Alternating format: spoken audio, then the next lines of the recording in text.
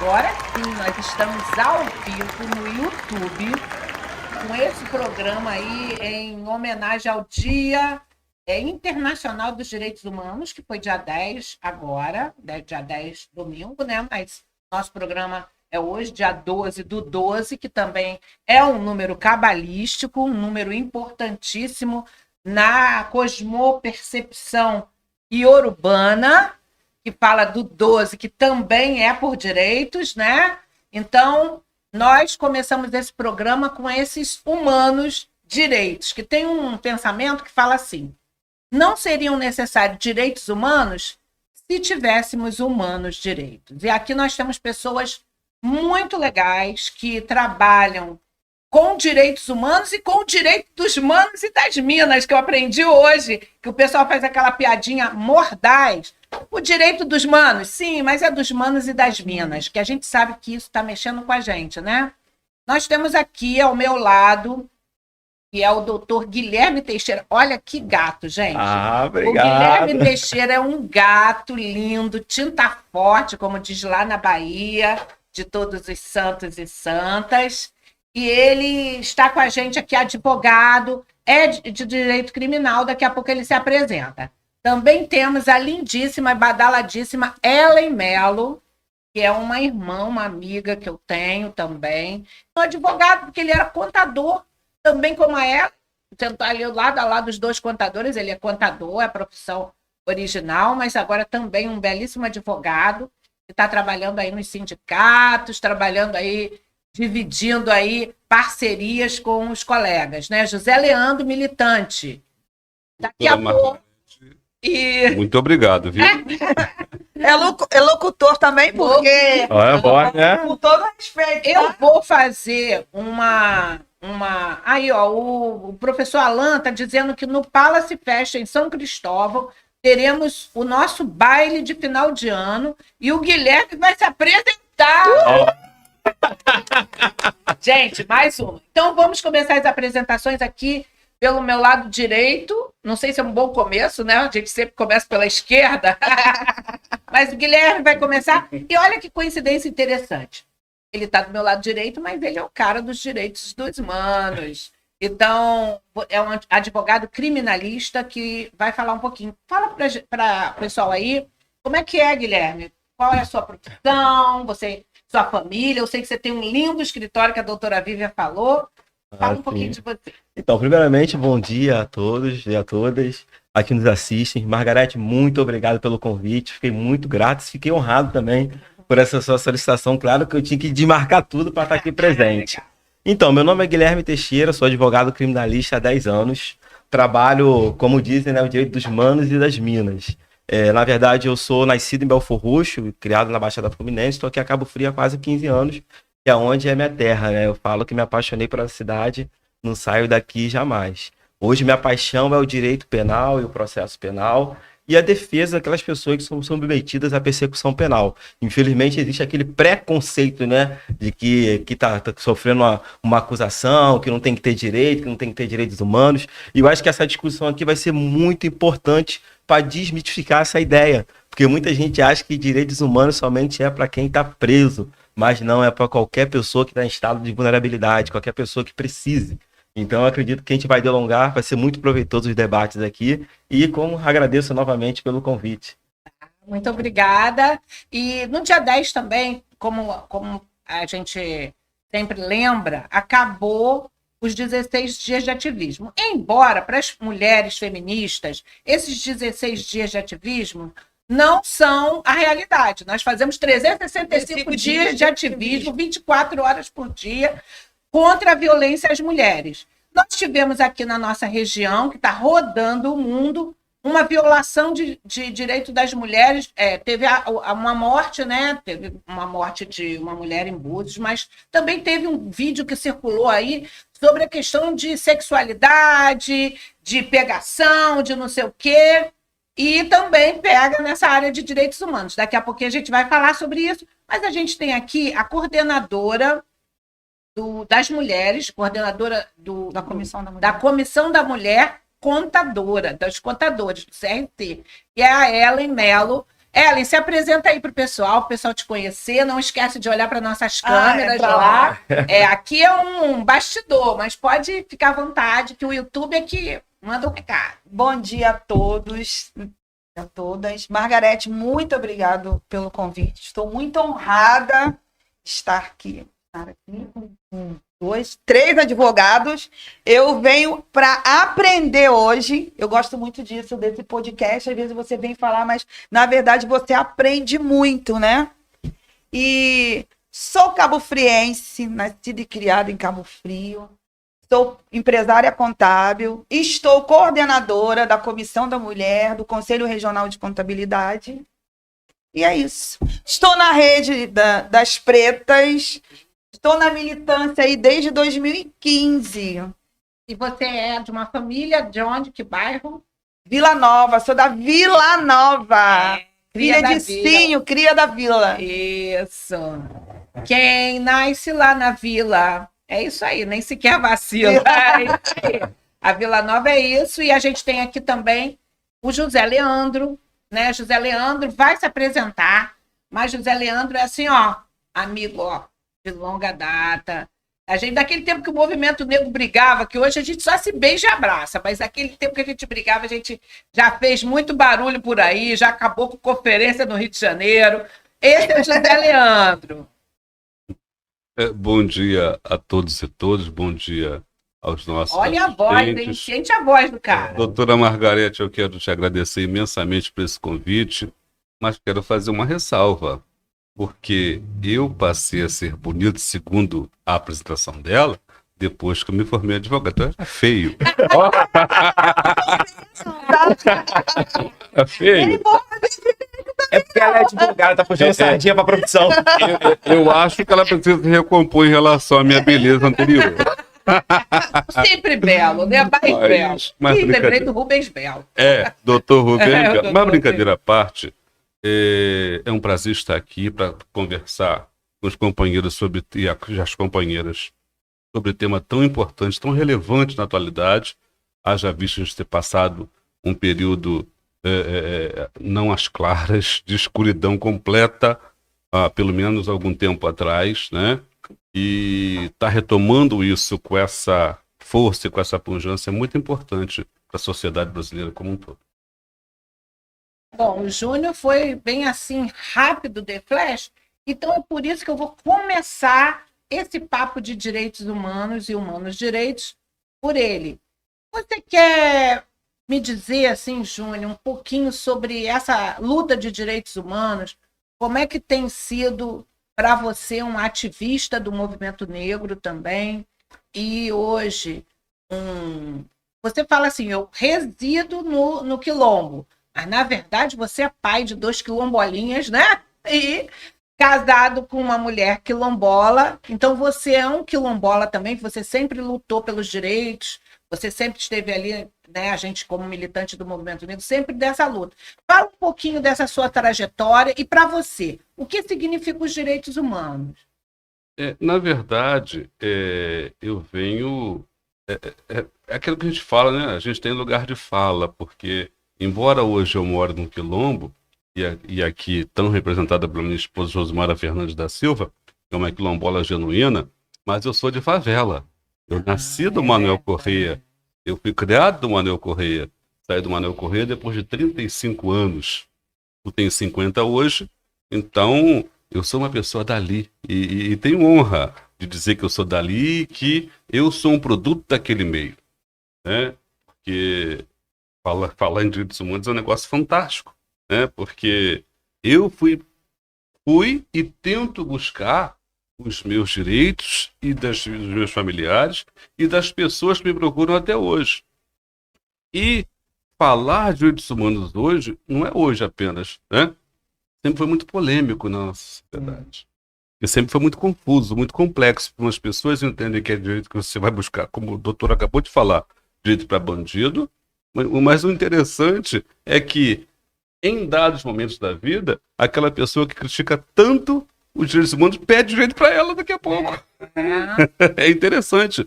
Mas a gente viveu, e você é testemunha viva disso, porque os outros companheiros eu estou conhecendo agora, mas a doutora Margarete Cunha disso, a gente viveu e vive em busca do direito das pessoas. E doutor, e doutora, e companheira, eu tenho me afastado um pouco do direito criminal por força de viver muito as angústias da percepção do direito para os clientes, não conseguir, porque o processo ele é branco por excelência, ele é discriminador por excelência e tem sido muito sofredor. E para uma pessoa hipertensa, depois de 35 que eu fiquei, diabético por tempo que eu fiquei, não é muito bom que eu tenha muitas agruras. Que é uma coisa mais tranquila, né? Exatamente, mas no direito vocês sabem, não tem nada tranquilo.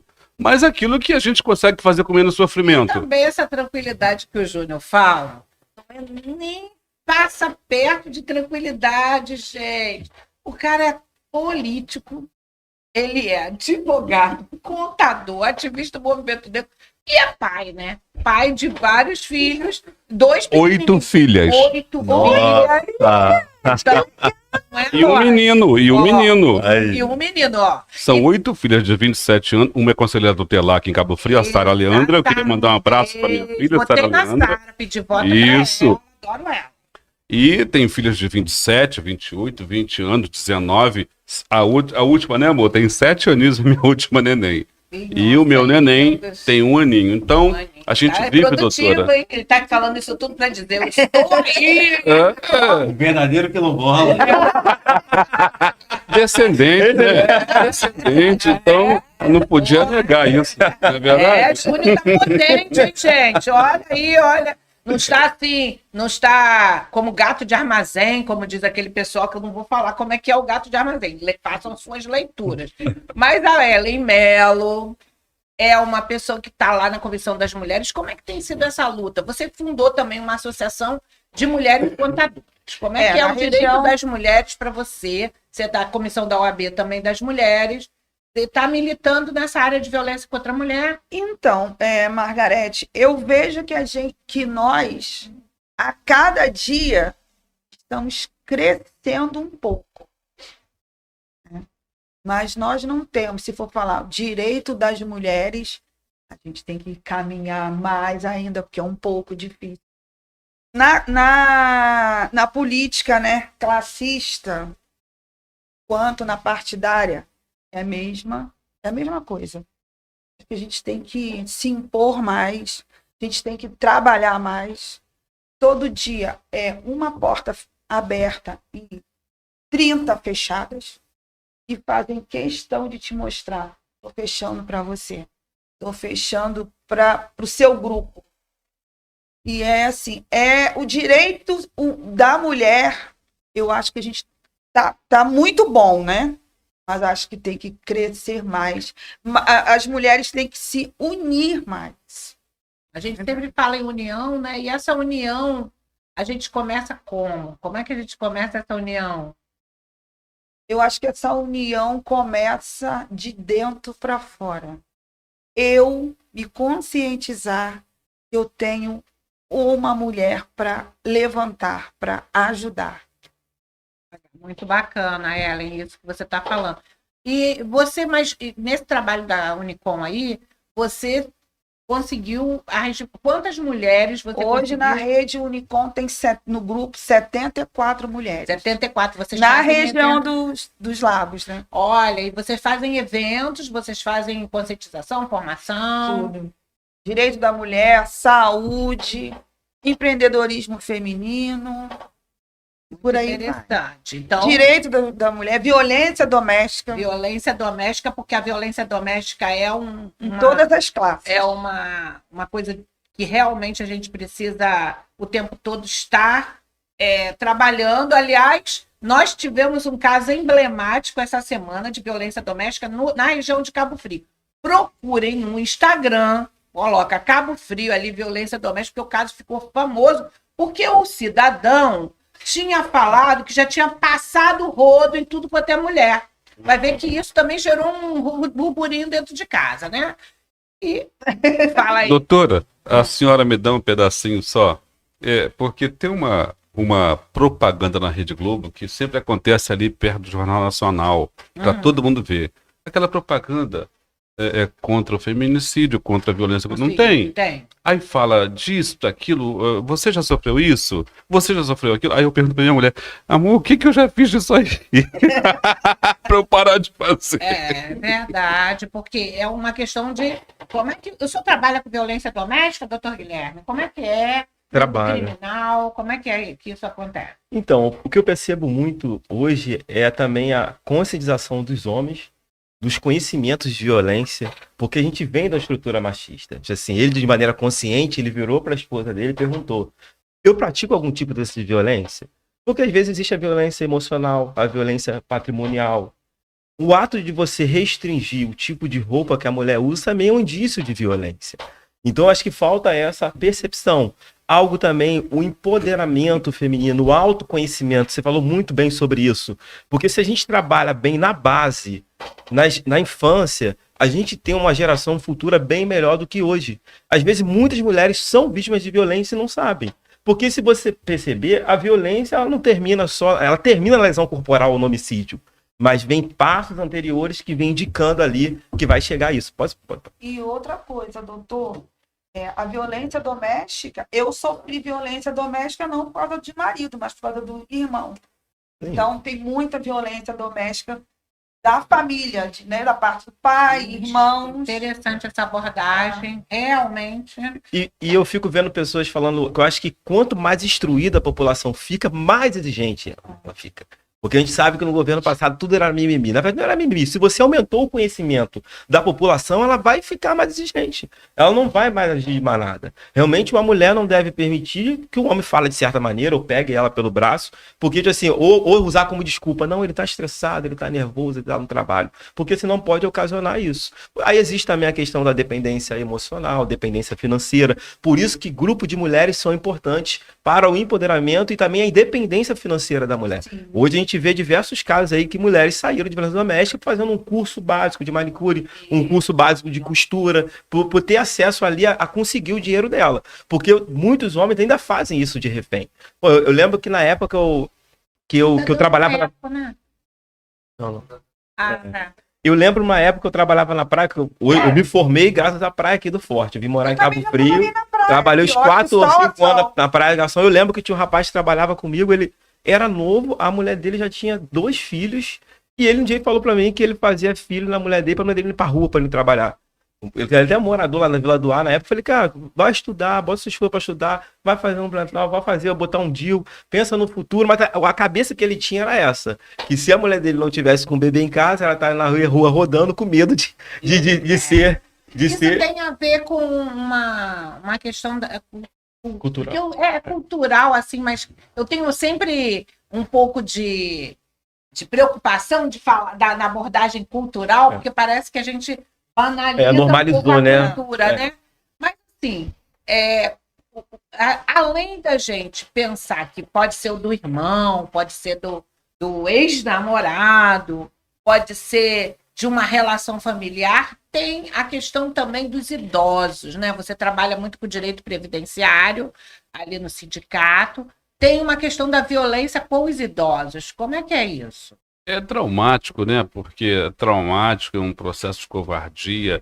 Porque, na verdade, quando a pessoa chega a essa idade, o que ela espera é receber o que ela deu, né? É receber a solidariedade, receber o carinho, o tratamento e o amor. E eu converso muito isso com minha filha.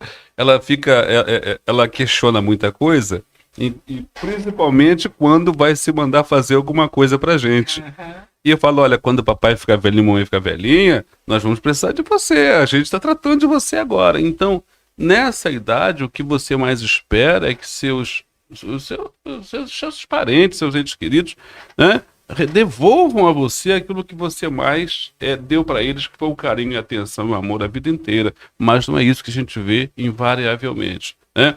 E os idosos, eles sofrem todo tipo de agressão. É agressão de certos familiares, é agressão na fila do hospital quando a lei determina a prioridade, é agressão no judiciário quando a lei também determina. É uma infinidade de anos, eu não falo de dias nem de meses, para o INSS responder se defere ou indefere um benefício ou de auxílio-doença ou de aposentadoria, quer ela qual seja. Então, é muita agressão que os idosos sofrem. Então, Aí a gente tem hoje um atual governo, começou em janeiro, nós tivemos a subida da rampa, né? Subida da rampa é tipo um símbolo dos direitos humanos, ali com indígenas, portador, pessoa com deficiência, mulher, homem, negro, todo mundo estava ali. E a gente vem questionando um pouco essa subida da rampa. Tava até a cachorrinha da gente. A cachorrinha, isso aí. Pego daí, exatamente por causa de uma lei municipal que surgiu essa semana e que teve um burburinho até num grupo. A gente tem um grupo aqui, Advogados Região dos Lagos, e as pessoas estavam. Foi proibido no município de Cabo Frio soltarem fogos na rua. O município não vai poder ter queima de fogos com barulho, tem que ser queima de fogos silenciosa, que é aquela bem cara, né? Aquela bem mais cara, que é aquele fogo que só para. Não sei nem se tem graça, mas tem a ver com o direito dos animais. Então, eu vou colocar 3 coisas em cima disso. Primeiro é aquela música do Eduardo Dussek, que quem é jovem talvez nem conheça. Troque seu cachorro por uma criança pobre. Bem carente, sem carinho, sem rango, sem cobre. Porque tem cachorro aí que tem mais direitos do que crianças. Crianças nas nossas periferias, cada vez mais vulneráveis e sendo abrigadas, né? Indo para o abrigo, indo para espaços de pouca proteção, porque o Estado não dá proteção, que é o carinho, o afeto e tal. A outra questão é essa que a gente abordou, mas ligado à questão do envelhecimento da população, que a gente está tendo um processo de envelhecimento muito grande, e a gente está percebendo que muitos idosos estão ficando à mercê de pessoas com as questões, né, a gente tem muito caso aí de cuidadores, inclusive, pessoas que estão usurpando direitos. E aí uma terceira coisa que é essa questão racial, que ainda é um ponto nevrálgico das pessoas. As pessoas não gostam quando a abordagem. E aí eu falo do grupo dos advogados de novo, que circulou lá, de vez em quando vem uma piadinha insuportável no grupo dos advogados, mas é um grupo, a gente está sujeito a tudo. Tem ali uma foto que era daquela história A foto era Narizinho, a família Pica-Pau Amarelo, e a piada do sujeito era, sujeito que é um colega, provavelmente que é um grupo dos advogados, mas aí a piada era, se fosse hoje o sítio do Pica-Pau Amarelo, não ia poder ter uma empregada, não sei o que lá, o Rabicó ia ser sequestrado pelo Ibama, os bonecos não iam ter gênero, eu nem lembro direito, porque aquilo me causou muita estranheza. Então, assim, essas piadas que zombam dos direitos humanos. Eu queria que vocês aí, livremente, de maneira livre, abordassem um pouco essas questões que eu coloquei. Começando aqui pelo doutor Guilherme, que estava aqui já se balançando, querendo já entrar. Então, o que eu sempre falo, qual o ponto principal dos direitos humanos? Igualdade para todos. A sua causa não é maior e nem menor que a minha. Então, se eu me identifico de uma maneira, eu tenho um direito de ser respeitado. E não posso ser privado dos meus direitos. É que eu falo com muitos colegas também. Às vezes o colega, doutor, o que você acha dessa questão de todos? Se a pessoa quer ser chamada dessa maneira, o que custa? Não existe uma obrigação, mas o que custa? Às vezes eu conheço pessoas que são homossexuais, pessoas que são lésbicas. Eu pergunto, você gosta de chamar de você, ele, ela, senhor ou senhora? Porque meu povo já é discriminado há muito tempo. A gente odeia quando a gente passa uma situação dessa. Eu estava na confrontação esse meio de semana, eu discuti com uma colega sobre isso, sobre o justiceiro de Ipanema. E ela falou, eu acho certo, tem que ir pra rua e bater aquilo, isso. Mas depois que aconteceu isso, um jovem negro apanhou lá, vendendo bala. E apanhou muito. E apanhou muito, porque achavam que ele é ladrão. Eu constantemente ia com meus pais lá para Ipanema, Arpoador. O olhar de noite que as pessoas têm a gente pela pele preta era horrível. Eu me sentia mal. Eu tinha que entrar eu lembro disso, eu tinha que sentar no estabelecimento e ficar sempre, não entrar com bolsa, com nada em evidência, porque existe o preconceito de quem mora na Zona Sul. O meu medo é esse, eu estar lá com a minha filha e acharem que eu estou lá para cometer um crime, o justiceiro vem e me dá um soco, me dá uma surra. Ela falou, você é advogado, você não passa mais por isso. Eu falei com ela, sabe o que eu falei com ela? Você me conhece, mas eu quero ver você não me conhecer passar por mim numa rua à noite e não ficar com medo. Ou passar por mim num lugar à noite de bermuda e chinela e não ficar com medo. Isso é a discriminação que você tem dentro de você. Porque é muito fácil você, agora eu como advogado, não, eu tenho um advogado negro, amigo, tal, aquilo, isso. Mas eu quero ver como é que você trata o fulaninho lá na rua que você não conhece. Sabe que você, aí eu te assim, não, aí tudo bem, sabe como é? Desconversa. Colega advogado também, sabe como é que é grupo nosso. Porque eles acham que a nossa pauta sempre é aquela, mimizenta, não tem que ter isso, não tem que ter aquilo. Então, eu acredito que a essência dos direitos humanos é essa. É o respeito, é a igualdade e não privar o direito do próximo. É aquele que está em estado de vulnerabilidade. Hoje, quem são os povos em estado de vulnerabilidade? As mulheres, os negros, os homossexuais. São pessoas que são barradas de oportunidade de emprego. A pessoa discrimina pela aparência, pelo modo de falar. Então, é essa maneira que os direitos humanos têm que atuar. E Silvio Almeida até falou uma coisa certa também, que eu vi a entrevista dele, que ele está montando também um projeto de direitos humanos para os policiais. Porque hoje são os que mais morrem por suicídio. Então, o Estado tem que atuar porque eles estão em vulnerabilidade. Não só porque representa o Estado. É para mostrar o quê? Que direitos humanos é para todos que estão em estado de vulnerabilidade e você trazer essas pessoas à luz, à igualdade, à felicidade, de ser o que quer, de ser chamado do que quer. Eu falo, você tem o direito de não gostar de preto, tem o direito de não gostar de gay, de homossexual, mas você não pode se expressar. Isso. Entendeu? Você não pode se expressar. Aí você vai ser criminalizado. Ou se tiver qualquer conduta que barre o acesso da pessoa, aí você vai ser criminalizado. Porque cabeça de gente preconceituosa a gente nunca vai mudar. Então, por isso que eu falo que o tipo penal está aí para isso. As pessoas não cometem crime com medo de ser preso e responder o processo criminal. Exatamente. Então, Leandro, você que atua, você tem o Centro de Formação Cidadã Cencilagos há muitos anos, você atua nessa questão da cidadania. Como é que é? Como é que é essa questão? Eu queria falar um pouco sobre a questão dos animais, do cachorro, que a senhora começou falando. Eu ia para Búzios, eu gosto muito de rádio. Eu sou apaixonado por rádio, então quando eu tenho tempo de ouvir, o que eu ouço é rádio. Em casa, jornais. Mas rádio, eu tá ligado no carro o tempo inteiro. Então eu ia para Búzios esses dias e uma médica veterinária estava dando instruções de como tratar o cachorro. Olha, o cachorro tem que ser assim, o cachorro tem que ser assado, tem que dar carinho, tem que dar amor, tem que tratar dessa maneira a alimentação, mas não humanize o animal. Não vista o animal como se fosse o seu filho, não beije como se fosse o seu filho, não abrace como se fosse seu filho, não dê a ele as características de um animal, de um ser humano, porque ele não é. Ele é um animal. Eu achei isso interessante, uma médica veterinária. Fantástico. Não vista o seu animal e não dê a ele as características de um ser humano, porque ele não é. Trate ele como ele é. Ele é um animal, um médico veterinário. Isso é para... não é? Ela deu as primeiras instruções para você amar, para você tratar, para você dar... Para você não estar cometido por uma doença mental também, porque a solidão gera esse tipo de doença. Porque o que a gente tem hoje? Hoje você tem pessoas que gostam mais de animais do que de gente. Você tem. Tem até um adágio, né? Uma frase que as pessoas costumam repetir, né? Nesse universo virtual que as pessoas querem lacrar. Eles falam, quanto mais conheço os seres humanos, mais me apaixono pelos animais. É uma coisa horrível. Mas existem. Né? Então esse foi um exemplo assim que eu peguei e até comentei com a minha esposa em casa sobre isso, porque era uma médica veterinária que poderia falar tudo ao contrário. Mas ela trouxe porque, assim, essa informação. Nós vivemos numa cidade do interior, né? Não só apenas uma cidade do interior, uma cidade altamente conservadora. O fato de você ser uma pessoa conservadora não necessariamente significa que você tem que ser negligente com os direitos das outras. Verdade, verdade. Né? Agora, o que eu percebo, Ellen, doutor, Margarete, que eu percebo que a gente precisa, e essa mesa aqui é muito importante nesse sentido, porque é a retomada, eu acho que é a retomada por nós mesmos, né?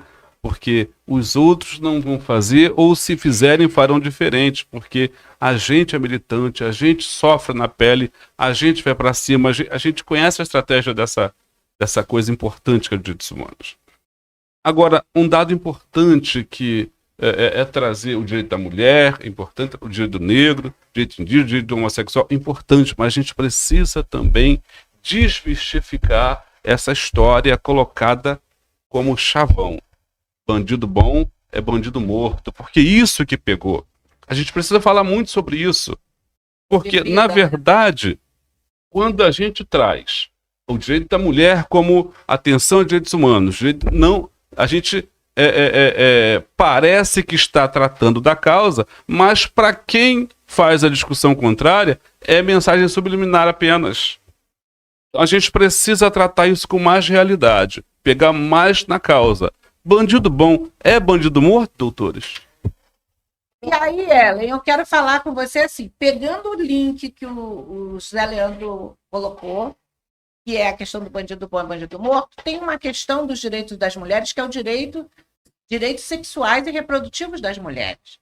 Ou seja, a pauta do aborto é uma pauta que o Brasil ainda resiste, ou seja, é um direito da mulher dispor sobre o seu corpo, e as pessoas, a igreja, as tradições, elas estabelecem que é o direito à vida. Mas quando essa pessoa se torna adulta, se tomar um curso que é a ausência do Estado na vida daquela pessoa, as vulnerabilidades que são impostas às famílias periféricas, aquelas famílias que não discutiram sua sexualidade ou seus direitos reprodutivos. Como é que a gente fica numa cilada? A vida, proteção à vida, mas ela chega num momento que ela não é mais necessária, essa vida é descartável, e aí se torna bom matar? Como é que é isso? Queria que você falasse, que saia justa que eu te botei, né? Até porque eu estava lembrando, acho que foi sexta-feira. Mas eu lembrei da Dolly também, quando ele estava falando de vestir um cachorrinho.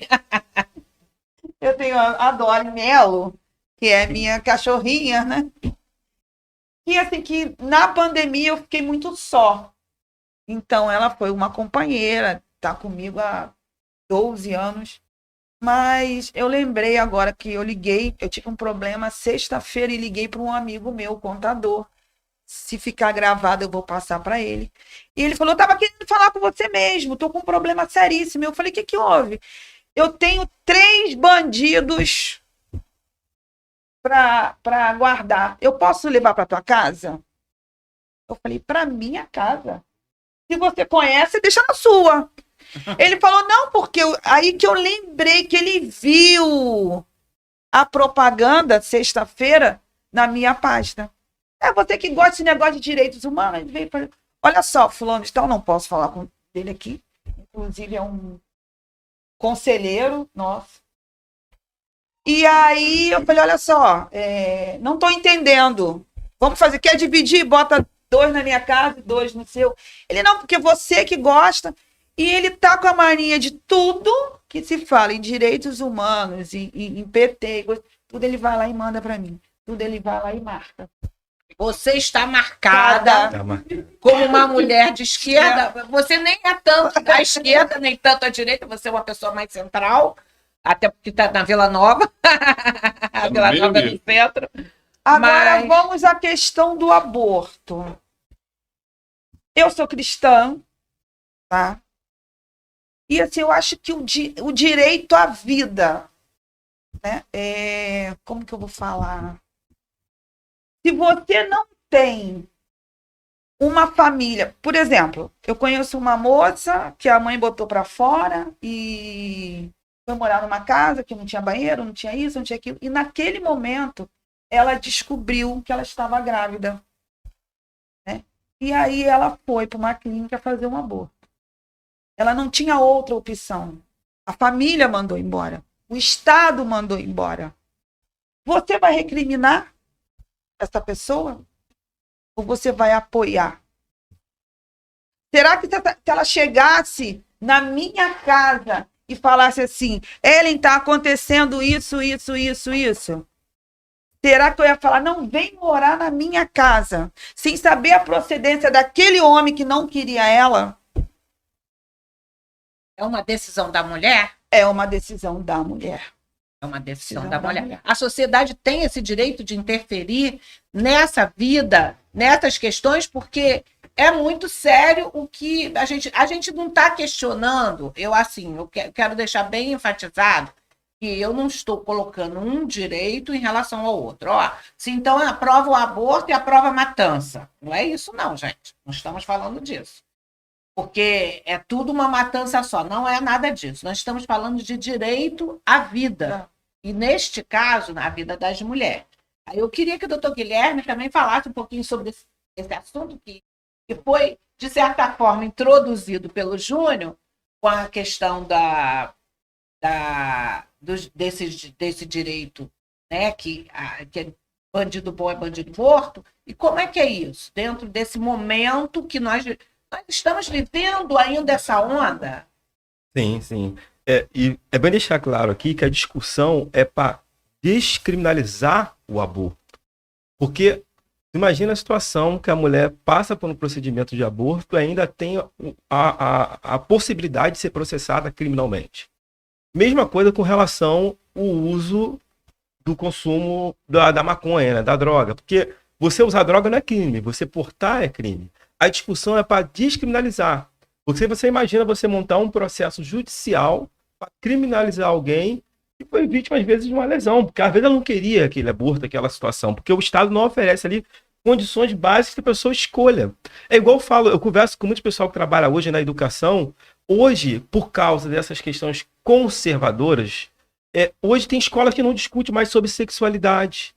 Como é que usa preservativo, camisinha. Eu lembro que na minha época do Brizolão, foi uma festa, foi um grupo de médicos, enfermeiros, ensinaram como é que usava preservativo feminino, masculino. Hoje você não vê isso mais na escola. Isso você não vê para os jovens.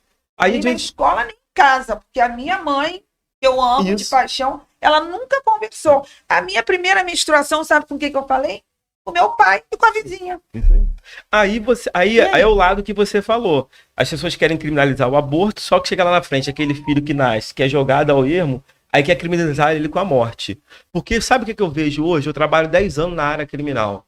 Tipo assim, a maioria dos meus clientes não tem base familiar, não tem pai, não tem mãe. A maioria das vezes a mãe é usuária de drogas, criada pela avó. Às vezes o pai foi preso, o bisavô foi preso, todo o histórico ali dentro da criminalidade. E tu vai conversar, eu sempre converso com os jovens, todo o suporte que tiveram da vida foram dentro da comunidade do tráfico de drogas. Nenhum momento o Estado chegou ali para dar qualquer suporte de educação. Em nenhum momento. Eu vejo da ponte para lá, jovem de 14 anos, 13, 12, vendendo drogas, sem pai, sem mãe. Cadê o município que também tem sua responsabilidade? Cadê o Estado que a gente não vê? Que é a questão família, ó, quem TV aqui, ó. Tá quase na hora. Não, temos 15 minutos ainda de vantagem aí. Olha, agora que aprofundou, agora gostou. Agora que a gente aprofundou. Olha, 2 horas que eu tô amando. É nessa situação que o juiz não quer ver no processo criminal que a gente se estressa? Porque só a palavra do policial que serve, chega lá, não, então, achou, pronto, acabou. Somos lá 70. É isso aí. E a gente, eu acho assim, que as pessoas precisam também saber como a gente pensa. Nosso pensamento, ele é muito entre nós, é nós por nós, então a gente não compartilha muito. Então, é uma forma da gente compartilhar nos pensamentos. Hoje, com o espaço virtual, a gente tem essa possibilidade. Mas eu queria voltar num ponto que são essas vulnerabilidades e a questão da família. Porque, tradicionalmente, nós, comunidade de povos negros, nós, povos negros, somos povos comunidade.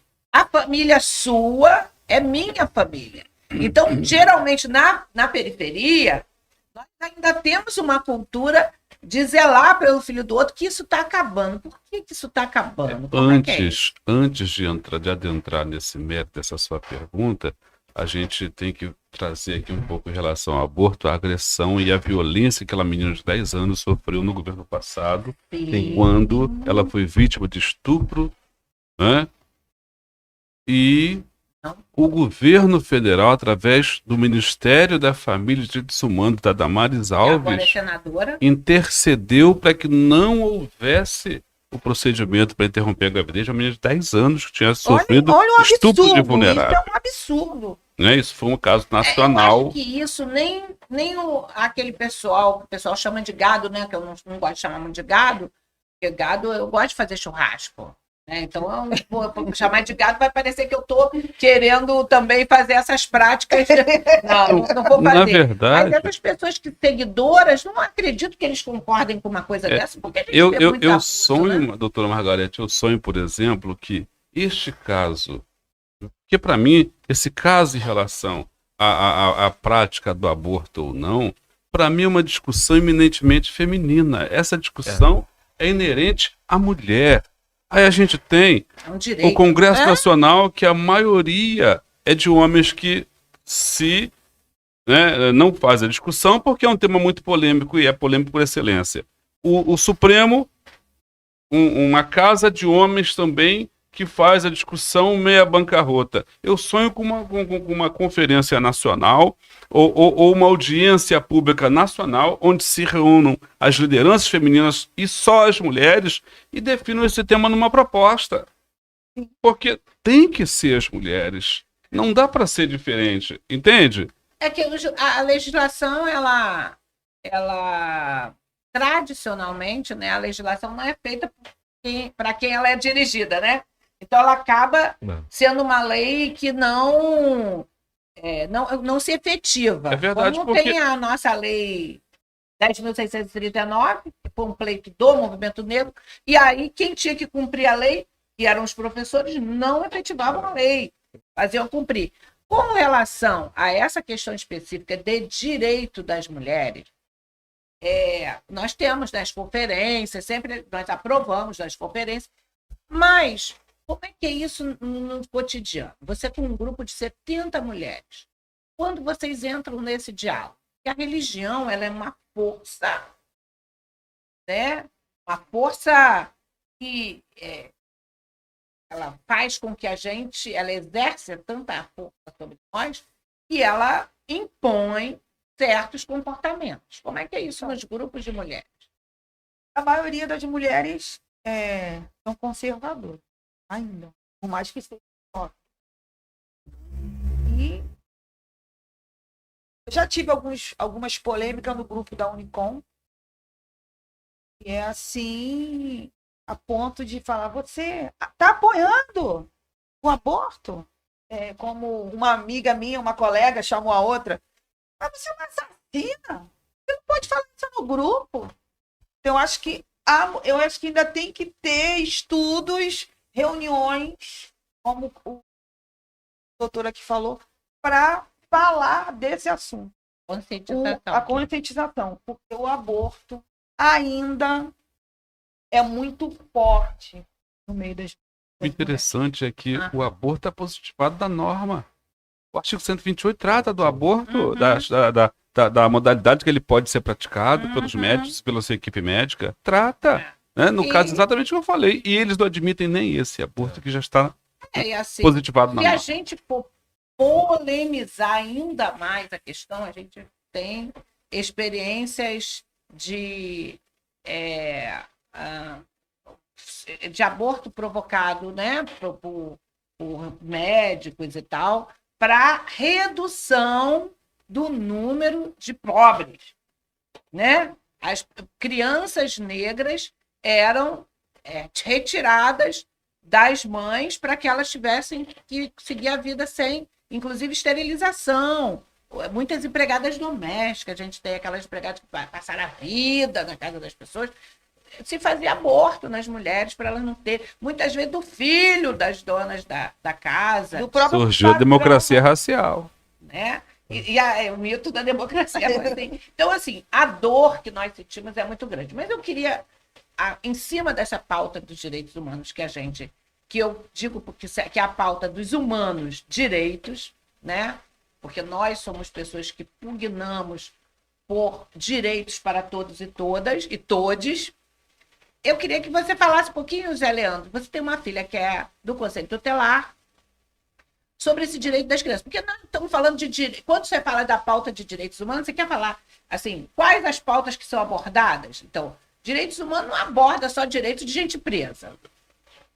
Não aborda mesmo. E você falou o Conselho Tutelar, para mim, eu que já fui casado com uma pessoa que era conselheira, hoje a minha filha é conselheira, era sempre uma dualidade, porque tinha o regulamento para cumprir, as leis para cumprir, e a vida prática. Então, e você pai, e você mãe. Então, e eu sempre tentava, de uma certa forma, não era interferir, mas quando era solicitado um aconselhamento, uma intervenção, a gente fazia com o nosso olhar, porque a gente conhece tanto essa coisa da vivência de comunidade, de periferia, de preconceito, de igualdade racial, quanto também o processo. Então a gente sabe a problemática disso tudo. Então eu tentava estabelecer o seguinte: olha, nem tudo você vai conseguir cumprir o regulamento, ou vai ter momentos que você não vai poder cumprir, não, porque os juízes não estão preocupados com essa questão. O Ministério Público não estava, eles estão cumprindo a parte institucional. Eles são servidores do Estado, estão cumprindo a parte que os ordenamentos determinam. Agora, se a criança vai para um tio, ou vai para um abrigo, ou vai ficar na rua, é problema da família, e vocês, conselheiros na ponta, é que precisam, evidentemente, que respeitando a lei, porque não pode. Antigamente, o conselheiro, percebendo uma situação de emergência absoluta, ele podia dar um destino a uma criança de acordo com que ele se capacitou, com ECA, e se aquilo hoje não pode mais, e a lei determina que quem promove a substituição familiar é o Poder Judiciário. Então, eu tentava ajudar, e tento hoje ainda, porque a minha esposa também acabou de ser conselheira lá em Tamoios, ela era conselheira tutelar em Tamoios. A gente deu mais atenção aqui em Cabo Frio para a Sara se reeleger, a gente perdeu a eleição lá, mas é uma coisa inglória. As nossas crianças estão sofrendo muito, as nossas crianças sofrem tanto o abandono de incapaz, quanto o afetivo, e quanto a inércia do Poder Judiciário para dar o melhor encaminhamento. E com isso, na a gente verdade, tem uma desagregação das nossas famílias. Completamente. Na verdade, hoje, quem mais sofre na ponta para entregar direitos e recebe o maior percentual de críticas da sociedade é o conselheiro tutelar. É o conselheiro tutelar. É verdade. É essa gente que então, mais faz. A gente já está caminhando aqui para os momentos mais finais, porque é um tema. Eu sempre coloco, né? Eu quero trazer o máximo de pessoas para se tornarem conhecidas do nosso público, né? E também divulgar a presença dessas pessoas em nossa sociedade, né? Que atuam de uma maneira bacana. Mas a gente sabe que é pouco tempo para a gente dialogar, e vocês vão voltar certamente em outro momento para especificidade. Mais um tema como esse que tem umas 3 horas. Mas a gente vai fazer desdobramentos disso, com certeza, lá na frente, nas nossas pautas. Queria que, Ellen, que você falasse um pouquinho, então, das suas agendas, como é que tá, o que você está planejando aí para o ano que vem, na sua pauta dos direitos das mulheres. Ano que vem eu quero trabalhar mais, empoderar mais, auxiliar mais as mulheres aí do estado do Rio de Janeiro, né? A Unicom hoje ela é estadual? Municipal. A Unicom continua sendo aqui a atuação na região dos Lagos ou no município de Cabo Frio? Região dos Lagos. Região dos Lagos. Então é muito aqui na nossa região. Então você vai trabalhar a pauta do empoderamento. Vou. Sempre, né? Sempre. Aqui, a Catherine tá ligando. Catherine, meu amor, daqui a pouquinho eu retorno. E aí, vamos lá, da gente divulgar esse programa para o máximo de pessoas possível. Seguir os nossos perfis. O Hélio me chamou a atenção, acho que ele entrou aqui justamente para eu lembrar que esse programa ele é transmitido aqui dentro de Cabo Frio na TV Costa do Sol, que é uma TV digital. O canal é 19.1, né? Tem esse umzinho. Então vai lá, sintoniza. Você que é de Cabo Frio, dá uma moral pra gente e dá um feedback. Vem aqui no nosso Instagram do Insurgências, segue a gente e fala: olha, eu não gostei, eu gostei disso. É Insurgências_oficial. Fala, gostei, não gostei, é mimimi, não é mimimi, vitimização, como é que é isso? Aqui o doutor Guilherme também vai fazer a despedida dele, falando quais são as expectativas para o ano de 2024, como é que está a sua agenda aí, muitos clientes, muito... Criminalista a gente não fala em alvará, quase todos os advogados vivem de alvará, mas criminalista não. Ele recebe antes, é igual médico. Ele recebe antes do processo começar. Poxa, nem te conto, Margarete. Eu trabalho mais por amor do que por dinheiro. Às vezes eu recebo material de construção, recebo pizza, pego ali, ajudo. Porque a gente procura muito ajudar muita gente, né, Margarete? Eu quero ano que vem se estabilizar um pouco mais. Eu sempre procuro lá no escritório alguns casos pro bono, né? Para poder colaborar. Porque eu falo com as pessoas que eu conheço que, vamos lá, eu tenho uma média de 80% dos meus clientes, eles não reincidem. Cai primeira vez na criminalidade, voltam, tem clientes que fizeram faculdade, estão com a família constituída, curso, apenas sendo um erro isolado na vida dela. Então, por isso que eu bato muito essa questão de bandido bom, bandido morto, esse aí é coisa que pessoas que não têm um conhecimento, que levou aquela pessoa a cometer aquele crime. Então, eu dizer que eu estou aí, agradecer. Você ainda faz um trabalho social, então, de conscientização. Tento. Eu converso, vou te falar, eu converso com todos os meus clientes e converso com as pessoas também, com os familiares. Eu peguei um cliente... E você também é uma inspiração, né? Porque é um advogado que o cara chega lá, pô, eu quero ser igual meu advogado. Tem bastante. Não, e de vez em quando eu pego, às vezes, até casos de militares, né? Aí eu até falo. Você mudou de lado agora. Até militares que já passaram a situação de responder uma ação penal, eles veem que, como é que é sofrido responder um processo criminal. Porque, tipo assim, muita gente quer julgar do lado de cá, mas quando você está do lado de cá, nada isenta sua responsabilidade. Tu pode ter 30 anos de serviço ilibado, ter várias nomeações. Igual tu sentou lá na cadeira de réu, já era. Entendeu? Já era. Entendeu? E convidar as pessoas... o chat, né? Parabéns, doutor Guilherme e tal. Legal. Obrigado pelos comentários. E convidar as pessoas a compartilharem. Entendeu? Porque o nome do programa é Insurgência. Adorei esse nome. Vamos se insurgir, na verdade. Isso aí, Júnior. Então, vamos lá.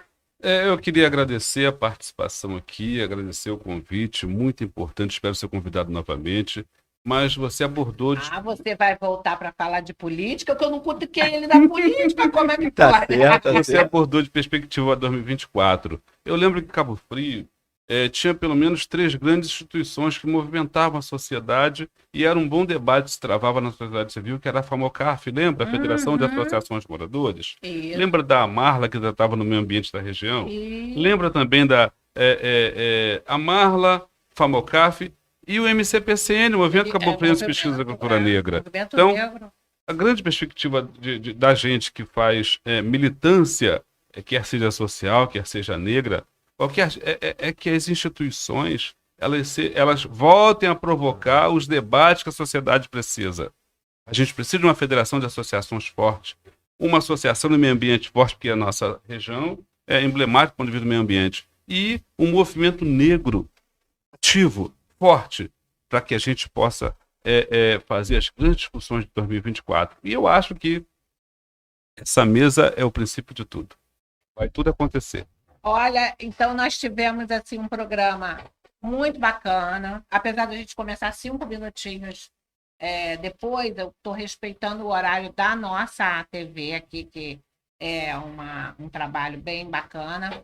Agora, queria deixar uma mensagem também para as pessoas sobre essa questão dos direitos humanos, que nós tivemos aqui 3 pessoas que são cabeção, porque os 3 juntos é muita pauta, muito assunto, então se tornou um pouco até pequeno o espaço para que eles falassem tudo. Mas eu fiquei com vontade realmente de trazer de volta essa pauta, tá? Já vou deixar o convite aberto lá para depois, lá, quando a gente voltar lá em março, a gente já volta falando de direitos humanos de novo. Espero que o programa se prolongue para além de março. Vai sim. Esse mês completamos 1 mês de programa. Esse é o programa parabéns. que está fechando os 4 programas com chave de ouro. E também deixar uma mensagem de que as pessoas possam seguir nosso perfil, possam trabalhar com a gente, mas é muito importante. Amazônia, você vai vir, hein, Sandra? Sandra vai vir para o nosso debate, ela participou aqui. Os empresários, as empresárias, né, para que a gente possa estar trazendo também parcerias para o programa. O programa precisa de você, nós precisamos de apoios para que a gente continue no ar. Tá bom? Muito obrigada, a gente fica por aqui. O Hélio o dono da TV falou para mim assim, Margarete, bota o nome Pode Meg, Meg pode. Não, é insurgências, nós somos insurgentes, nós queremos fazer com que esse movimento nunca pare, nunca cesse. E ano que vem é ano de eleições, então a coisa vai ferver. Opa! Tchau, um beijo, a gente Tchau, fica gente. por aqui. Feliz ano novo, sem fogos.